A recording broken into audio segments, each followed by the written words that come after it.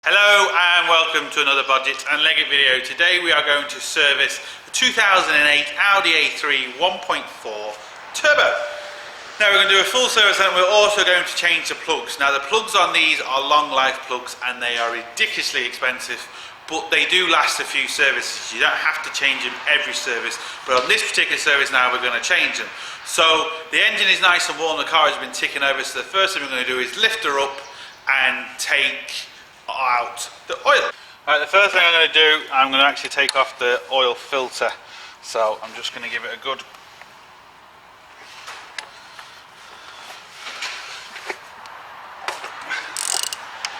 I'm just going to take off the oil filter first, which is a 32mm socket. You have to be careful because the oil can go kind of everywhere. So I'm just going to loosen it. Not going to take it off. I'm just going to loosen it and let it kind of just sit there, just like that.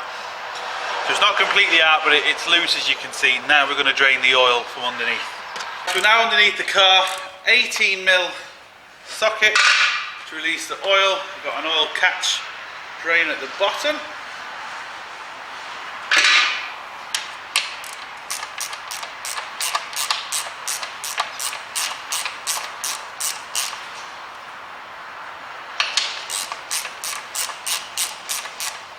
Be careful you don't get covered in oil, and also the oil is going to be hot, so be careful you don't burn ourselves.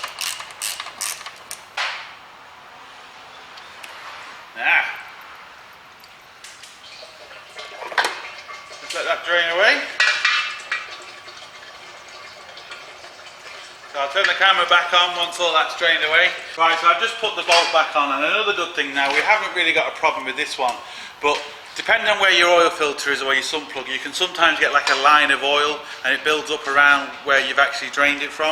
A good tip, just get ordinary brake cleaner and give it a good spray, and brake cleaner will just take all the oil and crap away, and it'll even evaporate. Like if I leave that there now, I won't have to touch that, that'll just evaporate off. So, you know, you don't really have to do anything, and it cleans everything.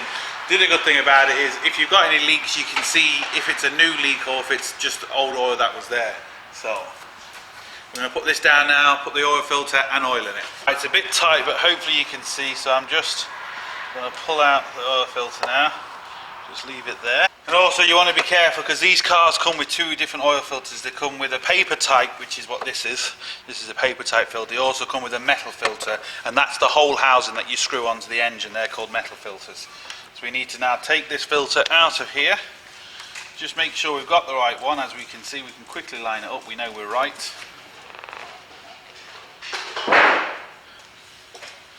The new filter just clips in and you can hear a little clip. So you know it's in, it's not going to fall out. Now we have to put this back, and you have to be careful because it does say on it only 25 newtons. I've seen people over tighten these and break them. It's a plastic top going into an alley case, so it's very easy to break the plastic.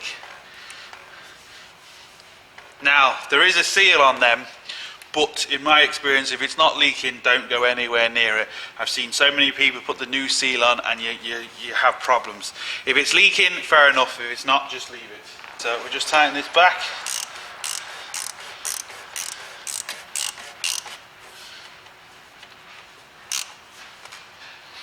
Now, what I want to do is just take this off. So you know, I should have really done that first. Take that off so you know that there's no oil in it. Take out the dipstick. Now I know I bang on about this a lot, and I cannot stress how important it is to put the right oil in your car. This is 530 Volkswagen spec. Now it is so important to do this. You put the wrong oil in, you're going to cause yourself a lot of damage and a lot of repair bills. I'm going to put 3.5 litres in first. Don't know exactly what it takes, but I'm going to put 3.5 litres in. I know that'll be fine for me to be able to start this.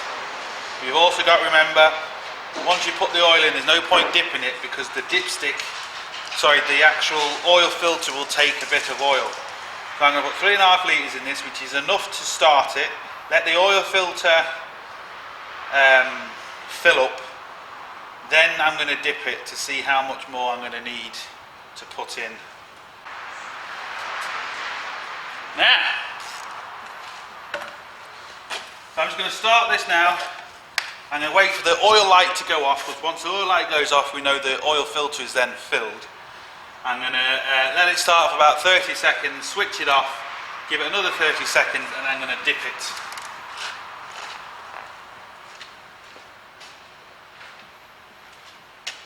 The dipstick back in before I do all that.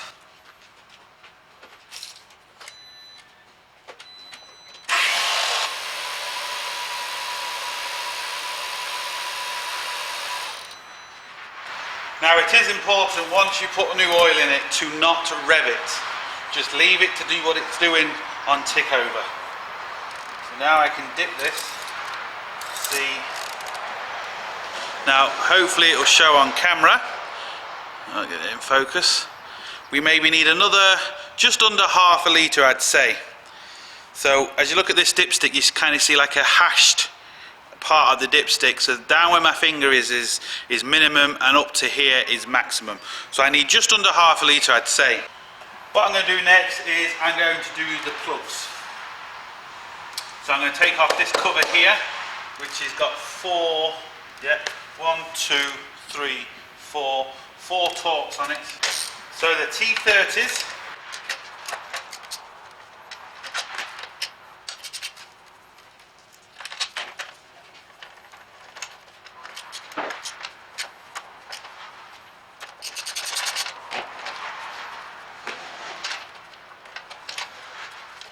Now, dog can see the rabbit.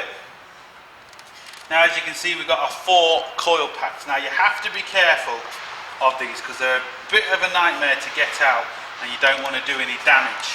The easiest way I found is I'm just using a lever bar because it has a slight angle on it, and I'm just going to get to the coil pack, and you have to be careful, you have to move and you just angling it, and you just very slowly giving a bit of pressure just to get it out of there. And as we can see, once you do that, move all these little clips that are holding everything in. These little clips that are holding the wires in, so we just unclip them.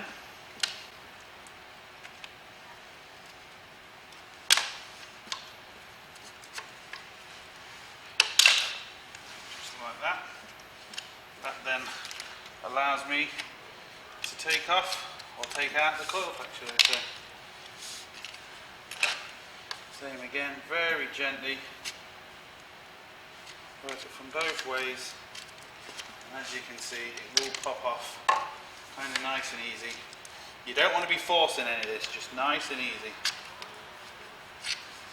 There we go. And the last one is the worst one of the lot. There's just no room to do it.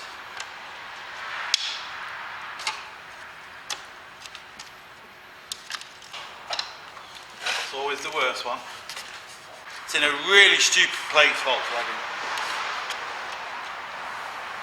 Fucking idiots. I'm going to turn the camera back on as soon as I've done this, because this could take a while and it's only going to be me swearing at it. So once I get it off, I'll turn the camera back on. Now, finally got it off. I only had to take the whole intake manifold pipe off to get to it, but anyway. Sometimes you can get to it without it, but I just ended up taking it off because it was just going to make my life a lot easier and I didn't do any damage. Now, so I can get to the actual plugs now. These are platinum plugs, they're long life plugs, so you don't have to change them every service, but they are expensive. Well, I say they're expensive, but to be fair, if you bought ordinary plugs, by the time you have to change these, they've more or less worked out the same price. It's just these in one hit are 4 times more expensive than the ordinary plugs, but they last 4 times longer. So, you know, it swings and roundabouts. But we have one platinum plug there, which we are going to change. To be fair, the plug looks good, nice colour, smells good, doesn't smell anything wrong.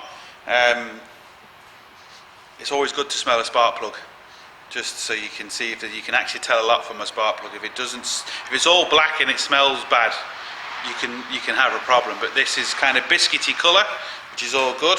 There's no scarring or anything on the plug, so that's all good. It's just old, it's just had its time, so we're going to replace it. I'm going to take the other 3 out now. No point in me filming it, because it's just the same as the other plug. The one thing good to do is, once you have all the plugs out, is just check them together, make sure they're the same colour, they're more or less worn the same, and that'll give you a good indication to let you know how good your engine is. So I'm going to turn the camera back on when I'm going to put these back in. The thing you don't want to do is you don't want to drop the plug down into it, because you can actually flatten the electrode, which will close the gap, which will make the car run quite bad. So you want to put it back into your spark plug socket and just feed it down. Screw it in as far as you can by hand. You do not use the ratchet until the last second. Screw it all the way. Another good thing you need to do is compare this with your old plug. So you want to make sure it's the same height, same in every way. So the same height, same amount of threads, and absolutely everything. This one happens to be the same make, so I can check it against the numbers. Sometimes it might not be the same make, but that doesn't really matter, providing the actual plug isn't longer or shorter or anything like that. If it's shorter, you're not going to really do any damage. If it's longer, it can hit the pistons and you can do all sorts of damage. So you want to check that as well. Once you are happy that everything is right, then you can put it in. Now what I'm going to do is, I've got a 3/8 ratchet. I'm not using a big ratchet. I'm not going to use the whole strength of the ratchet. I'm just going to come right to where it actually is joined, and I'm just going to give it that bit of a squeeze, just like that. So I'm not using the whole ratchet because you can over tighten plugs very easy. I'm just using where it's joined, and as you can see, I'm not tightening these hard, just a nice nip, and that's going to be fine for what we need. Because you over tighten plugs, you're in a world of shit. Now what we need to do is put down the actual coil packs again. So just line it up, make sure it's in.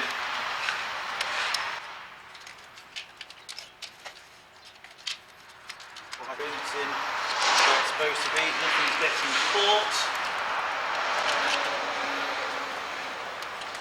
This one for some reason doesn't want to go down, so we'll just, he's getting caught by these wires from the side. Let's try and get past the wires.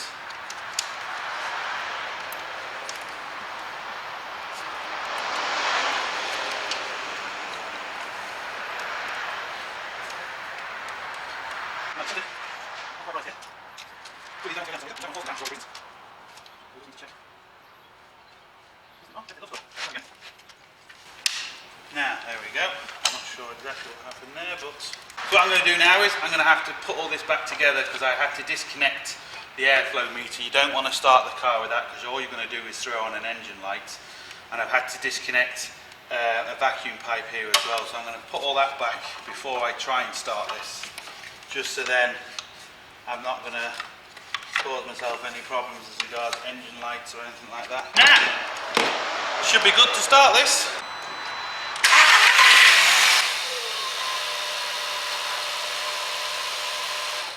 Now, so as we heard, nothing was wrong, everything was good. I can now shove all these wires back and make sure all these clips are where they should be.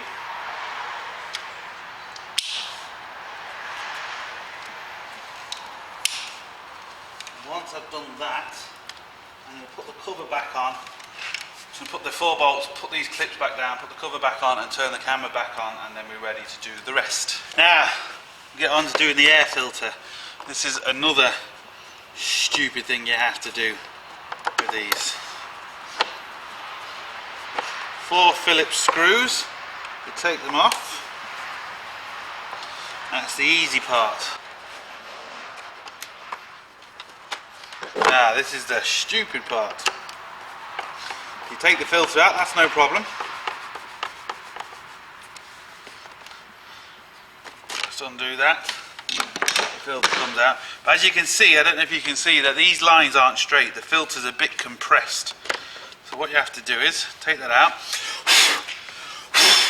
Give that a good blow. There's nothing in there, so I can get away with just blowing it. But as you can see, the new filter, all the lines are dead straight. They're not kind of jagged. Well, they're dead straight. They're not jagged like this. Because what you have to do is you have to actually compress this filter and turn it to squeeze it, because it doesn't actually fit if you don't do that.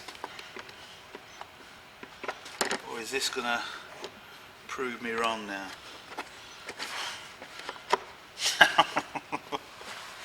They must have redesigned these, because that's just slotted straight in.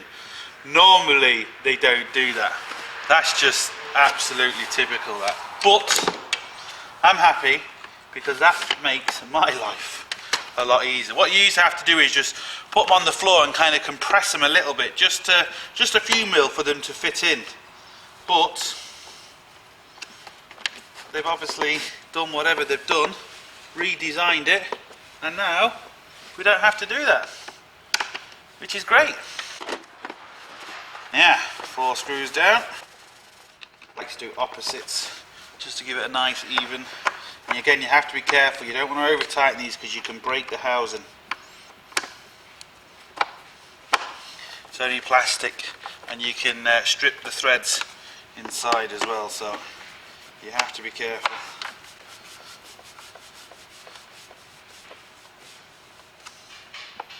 Is that there? It's good. Our next thing we want to try is testing the antifreeze level. Make sure there's enough in it. And it also is important to get the right antifreeze, different ones for different cars, but I've managed to find one that does them all, which is brilliant. So I'm just going to let that settle. We've got 3 floating, which is good for -23. Make sure the fourth one's just going down, so between -23 and -31. I think we're going to be okay with that. Just make sure it's on the level, which it is, so that doesn't need topping up. It's good. So I'm now going to put some stuff for the wipers, so I'm going to put some so I'm just going to put some in.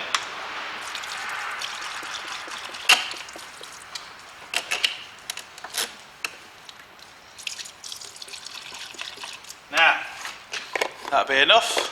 Now just going to check the brake fluid now.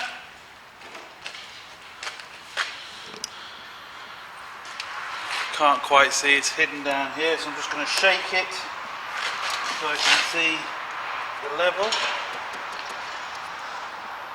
Yeah, level is good. And that's really it. Simple as that, really. So we've done the plugs, we've done everything on this, and it's good to go. So that's how to do a service on one of these.